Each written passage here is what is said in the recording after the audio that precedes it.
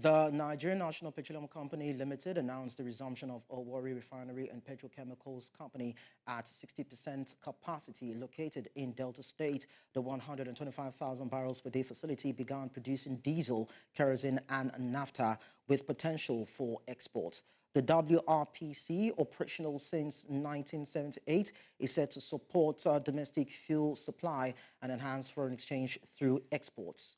Now, this follows the restart of the old Port Harcourt refinery and ongoing efforts at the Kaduna refinery, signaling progress as we speak. And of course, some countries are already crossing into the new year, that is the year 2025.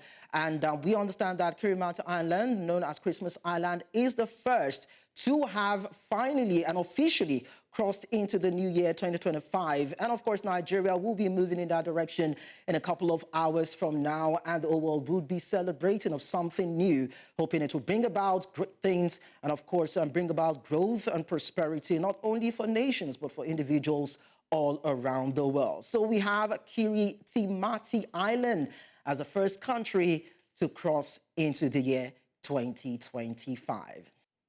Well, of course, Nigeria will be joining that particular party anytime from, of course, now, a couple of hours. We just need to anticipate, believing that we will be there. Seun Dania, energy consultant, joins me from London, UK, to actually talk about the Warri Refinery that has commenced operation right about now. Seun Dania, good morning to you. Good morning. Compliments of the season. Of course, same to you. Now, what do you consider as major obstacles to restarting operations at the Warri Refinery? A lot of people thought it would have happened way before now. But then how do you think the challenges were addressed, particularly for this refinery? The major obstacles, as we all know, in this part of the world, first and foremost, is the funding, right? It cost a lot of money to bring back to that, brought it back. That's why there was a lot of turnaround maintenances that were done, because the infrastructure is, somewhat outdated. So there's a lot of, it have cost a lot more in order to get the parts to get the refinery up and working in premium condition. But then thankfully for, the political will for the current administration to see that everything was up and working, putting in the right amount of money behind it. And yeah, we're getting to some level now. So we hope that we'll still be able to get the best out of the refinery, in terms of technicality, and ensure that the funding that this is generating will be enough to sustain it for the good of the country.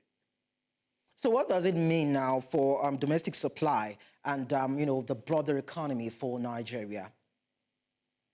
So for it to be operating at 60% capacity, it translates to there'll be a significant reduction in Nigeria's reliance on imported petroleum products. And then we also see that there's the private refinery, the Dangote one. We also have a few other small modular refineries all around the place. So particularly for diesel, we should see a huge drop in, price of diesel locally, kerosene, naphtha, which this is refineries already currently producing in this the first phase of it, and definitely there'll be an increase in domestic supply, which will be able to stabilize, prices, to boost local businesses, and the dependence on petroleum products will reduce significantly. So on a macroeconomic level, it will reduce the strain on our foreign exchange reserves, which were previously used for a lot of imports of petroleum products, being one of the significant products that was in high demand for FX. So definitely to contribute to job creation, the whole value chain will benefit from it.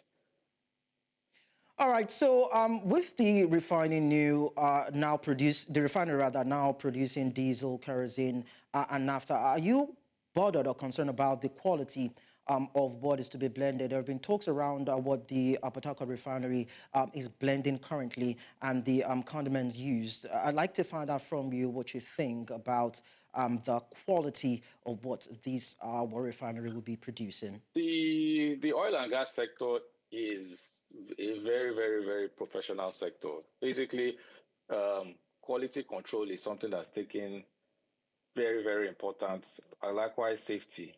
So there being concerns about what is being blended, it will be a result of, the refinery has been moribund for so long, has not been working. Evidently, the first kind of products that will be churned out may not be up to specification. And as QA, QC is currently, quality assurance and quality control is done every time, almost on a daily basis for every batch of product that's produced. They will definitely get to the spec that is needed for the regular consumption. So without a doubt, I have no concerns about the capacity of the refinery and their ability to be able to produce the right quality of products, because the if the quality is not up to spec, it will never come out, because it has to pass quality assurance, it has to pass quality control before it will be sent to the for consumption in the market. Okay, now, do you think this additional refining capacity would become significant for Nigeria's trade balance and probably our foreign exchange earnings? Definitely, definitely, definitely. First and foremost, we are going to reduce like I mentioned earlier, on the dependence on FX will reduce, you know, and it will increase as we've increased the capacity. The need for importing petroleum products will reduce. We will save billions and billions of dollars annually, and then of course we'll then be able to export surplus of our refined products, especially to our neighboring West African countries who we used to people used to smuggle there. We also used to supply them, and that will be a major source of foreign exchange revenue for the country. So, to help Nigeria diversify its export portfolio, and it will reposition Nigeria as the regional hub for refined products. So, looking at the fact that we have one of the largest refineries in the world, you know, the Dangote refinery. We also have the Boa Group also coming up with a refinery, and then with all the federal government refineries are also working, and then we have modular refineries. And when people start to see the potential for investing in refined products, we see that a lot of modular refineries will then spring up here and there, and Nigeria will become a central hub, and our reliance on FX will reduce significantly, and then our foreign reserves will increase significantly. Now, you're saying that Nigeria will be a central hub for oil production for the world. But then how can Nigeria now balance the revival of these refineries and align with what we have been talking about all over the globe as regards shifting towards cleaner energy and what role? Of course, because that has been the talks, because everybody's talking about it right now. And we need to understand where Nigeria will be in that stead in terms of the talks around cleaner energy and, of course, its strategy. So Nigeria needs to have a very clear plan as to how we want to, gradually shift towards cleaner energy sources. While we are still maximizing the benefits of our refineries and our God-blessed natural resource, which is crude oil. We also, alongside, as we're making so much money from the crude oil that we have, the country, has to, as part of the plan, needs to invest in renewable energy, which can then last us for years after, dependence on oil would have reduced significantly. And then there's also a need, we need to modernize, in terms of the Nigerian federal government-owned refineries, we need to modernize those refineries, so that it can minimize the environmental impact and increase the efficiency. Of course, we need to diversify on our reliance on fossil fuels, but I mean, we had a huge reserve of oil. And globally, the world still needs oil. So maybe even if we're talking about, clean energy goals, we're probably looking something 50 years forward where people still need a lot of oil products. What we can do is, make sure that we put in the right things in place to safeguard our people, safeguard our environments, and of course the world at large, by ensuring that we put in, proper plans and the safest practices, and then we start to think of diversification as we have it in a long-term plan as soon as possible. And we work towards it so that all the money we are generating from oil, we are channeling it into, cleaner energy sources. Because, so that there can be life. Everybody can live harmoniously and, the good and harmony with the environment. Okay, well, let's now tie that to the Nigerian budget, over 47 trillion naira with a deficit of about 13 trillion naira. Now, can Nigeria fund its 2025 budget or probably reduce the deficit with increased refining capacity that we are seeing now by exporting the refined fuel? Of course, as our refining capacity increases, definitely is a step forward, So funding the 2025 budget entirely through refining operations is not likely in the short term. However, it's significant that it will reduce the budget deficit, by cutting import bills and, generating additional revenue from the sale of the refined products, both domestically and internationally. Over time, if our production scales up, beyond 60% capacity for all the refineries, if we're proposing a maximum capacity, and we are the insecurity is reduced, we're not spending, we reduce the wastage caused by insecurity and petroleum pipeline vandalization, and a lot of money goes towards security.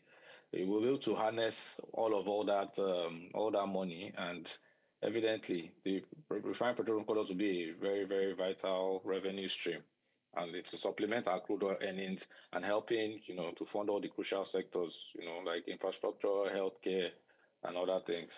But not in the very short term. Definitely, if we are able to sustain the production and get things right, block all the loopholes, all the leakages, we'll definitely be able to fund our budgets and reduce our budget deficits with this revenue source. Okay, before I let you go, Seun, let's consider the sustainability of the operations of these refineries. PH, Warri, the Kaduna Refinery will be coming back on board pretty soon, according to the president. Now, these refineries have been in existence since the 80s, if not earlier than that. They went moribund, they've been resuscitated. The Dangote Refinery is automated, so to speak. How sure are you that these refineries can work for a very long period of time and serve the country? So, like I said, the oil and gas industry is very, very, very, very is unique in terms of specifications, in terms of technicality, in terms of professionalism.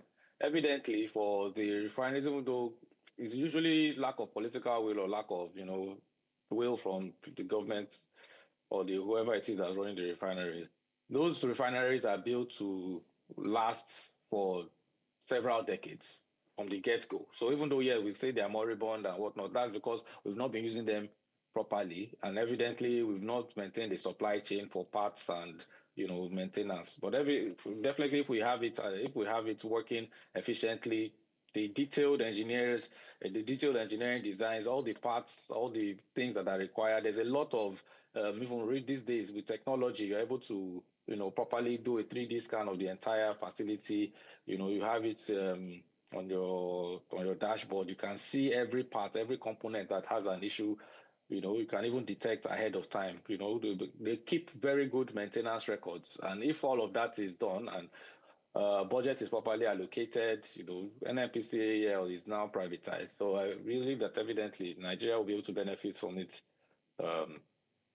in the long term. And of course, we start making transitional changes towards building more refineries that will probably be, newer technology like the Dangote Refinery.